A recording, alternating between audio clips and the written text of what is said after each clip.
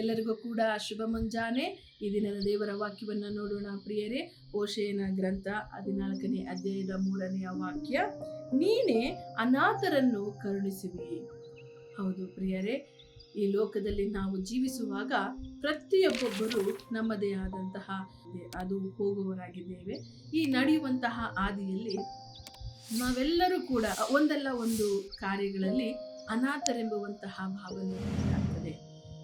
ಪ್ರತಿಯೊಬ್ಬೊಬ್ಬರ ಜೀವಿತದಲ್ಲಿ ನೋಡ್ರಿ, ಕೆಲವೊಬ್ಬರಿಗೆ ಎಲ್ಲರೂ ಇದ್ದುಕೊಂಡು ಅನಾಥರಾಗಿದ್ದಾರೆ, ಕೆಲವೊಬ್ಬರು ಯಾರು ಇಲ್ಲದೆ ಒಟ್ಟಾರೆ ಯಾವ ರೀತಿಯಲ್ಲಿ ನಮಗೆ ಈ ಒಂದು ಅನಾಥ ಭಾವನೆಯಾಗಿರಬಹುದು, ಅನಾಥ ಒಂದು ಜೀವಿತವನ್ನು ನಾವು ನಡೆಸುತ್ತಿರಬಹುದು, ನಮ್ಮೆಲ್ಲರನ್ನ ಕರುಣಿಸುವುದಕ್ಕೆ ನಮ್ಮ ದೇವರಿದ್ದಾರೆ.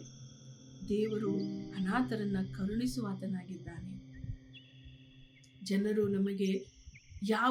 ಯಾವುದೇ ಕಾರ್ಯಗಳನ್ನ ಮಾಡದೇ ಇರಬಹುದು, ಆದರೆ ದೇವರು ನಮ್ಮನ್ನ ಕರುಣಿಸುವಾಗ ಆ ದೇವರು ಕೃಪೆ ಆಶೀರ್ವಾದ ನಿಮ್ಮ ಜೀವಿತದ ಮೇಲೆ ಸದಾಕಾಲ ಇರುವಂಥದ್ದಾಗಿದೆ.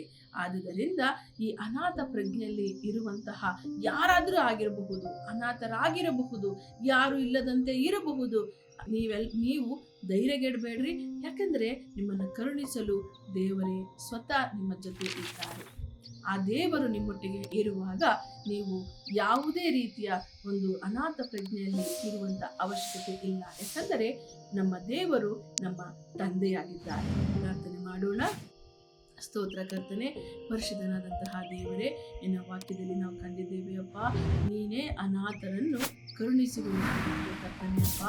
ಪ್ರತಿಯೊಬ್ಬೊಬ್ಬರು ಕರ್ತನೆ ಯಾವ ಹಾದಿಯಲ್ಲಿ ಹಾದು ಹೋಗುತ್ತಿದ್ದಾರೋ ಪ್ರತಿಯೊಬ್ಬೊಬ್ಬರ ಜೀವಿತದಲ್ಲಿಯೂ ಕರ್ತನೆ ನಿನ್ನ ಕರುಣೆಯನ್ನ, ನಿನ್ನ ಕೃಪೆಯನ್ನ ತುಂಬಿಸಿ ಅವರನ್ನು ನಡೆಸಬೇಕಾಗಿ, ವಿಶೇಷವಾಗಿ ಕರ್ತನೆ ಈ ಲೋಕದಲ್ಲಿ ತನಗೆಂದು ಯಾರು ಇಲ್ಲದಂತೆ ಇರುವಂತಹ ಅನಾಥರನ್ನು ಕರ್ತನೆ ಎಲ್ಲರೂ ಇದ್ದುಕೊಂಡವರಾಗಿ ಅನಾಥ ಪ್ರಜ್ಞೆಯಲ್ಲಿ ಬಾಳುತ್ತಿರುವಂತಹ ಎಲ್ಲ ಜನರಿಗಾಗಿ ಪ್ರಾರ್ಥಿಸುತ್ತಿದ್ದೇನೆ. ಪ್ರತಿಯೊಬ್ಬೊಬ್ಬರನ್ನ ನೀವು ಕರುಣಿಸಿ, ಪ್ರತಿಯೊಬ್ಬೊಬ್ಬರನ್ನ ನೀವು ಆಶೀರ್ವದಿಸಿ, ಅವರೆಲ್ಲರಿಗೂ ಕರ್ತನೆ ನೀವೇ ತಂದೆಯಾಗಿದ್ದು ತಾಯಿಯಾಗಿದ್ದು ಅವರ ಕೈ ಹಿಡಿದು ನಡೆಸಬೇಕಾಗಿ ಯೇಸು ಕ್ರಿಸ್ತರ ನಾಮದಲ್ಲಿ ಪ್ರಾರ್ಥಿಸಿ ಬೇಡಿ ಹೊಂದಿದ್ದೇನೆ ಕರ್ತನೆ, ಆಮೆನ್.